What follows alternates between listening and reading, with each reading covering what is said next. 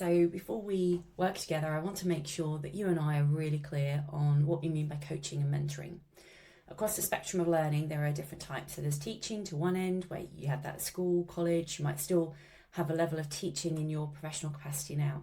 Mentoring and coaching are at the other end, and they serve very different purposes. So I'll give some clarity as to what mentoring and coaching mean in this context, but also an example to really help make sure that you know what you would like from me. And it might be that we move between the two depending on what the subject is, but it's really clear for both of us as to when you're coming into sessions or when you're coming into group work that you know and you're able to articulate what you're looking for from me in that particular session. So mentoring tends to be from people who know where you're going or know where you've been or had the results that you're looking for. So it tends to be a bit more, try this, do that, don't do this. It tends to be a little bit more directive, but in a supportive way.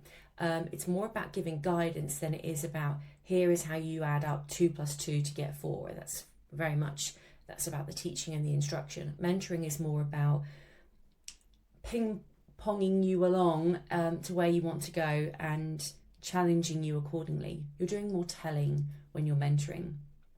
You help ultimately to make the person more self-sufficient. So in that particular subject, they rely less and less on the mentor as they become more and more confident and knowledgeable and capable in that particular area. So for coaching, this is more about helping the individual to find the answers that ultimately they already have within inside them. I'll be honest, when I embarked on my coaching journey, I was like, well, that's BS. I'm not going to know everything. I'm not going to know how to handle everything. And oh my goodness, how wrong I was.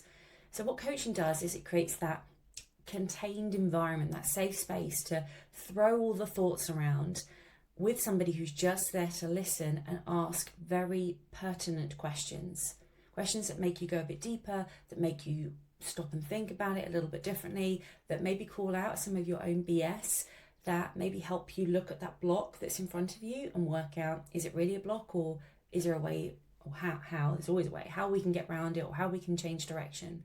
So it's more about being in the moment with you than it is saying, here you go, here's all the options, here's all the answers. So it's a different kind of experience because it might feel a little bit like grass blowing in the wind of how we're getting there. And this is where a series of coaching sessions is really powerful, because the contemplation and the processing that happens in between each coaching meeting together is where I would argue the magic really happens, of the acceptance or the realization or the bright idea or whatever it might be. And so what coaching does is helps you to feel truly, truly heard, because we as society don't have enough of those options to be heard, and therefore being heard gives you that greater space to work out what is the answer to the problem, or where do you want to go next. It's all about unblocking potential. So in terms of where you might sit, the reason why I specialise in delivering leadership coaching is because I want to be able to offer mentoring to people that are trying to progress their career. I could go and coach florists. I have no idea about flowers, I have no idea about flower arranging, but I could go and coach florists. But I don't, because I want to be able to offer mentoring. So what that means for you as we work together is you being really clear, and your answer can change at any time, around whether you feel that you're looking for more mentoring, more direction, more help in working something through, or whether you want to be a bit more expansive, a bit more creative in terms of playing with the situation. And like I said, your answer will change, and that is absolutely fine. But it's important for us to be clear with each other, because what I don't want to do is end up asking loads of coaching questions. You're expecting to have some mentoring, and then it's not the best relationship for us. We don't both achieve what it is that you need for us to achieve. This is your session. You are in charge of what happens. This is your career. I am here to support you in whatever way is the most effective. However, I am very good at sensing when somebody is protecting themselves. And so what I mean by that is, if you're saying to me, for example, I think I need mentoring, if it's becoming clear that that might not be true, then part of my training as a coach is to, and I would do this anyway, but politely and respectfully challenge you on that. because ultimately it's about you walking away from these sessions with such things as, this isn't an exhaustive list, increased confidence, a solution to get over the hurdle, a plan.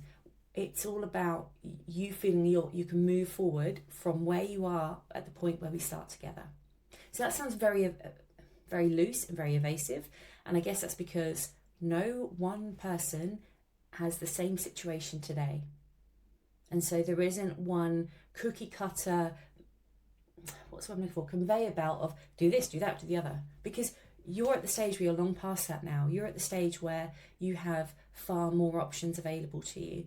And you're far more self-aware than you were when you were a child and you just need to be told, this is the curriculum and this is what you're studying. So let me know if that doesn't make sense at all, and obviously I can clarify for you. And come into this with an open mind, with curiosity. We'll do some contracting at the beginning of every session to make sure that we create the right environment and have fun with it.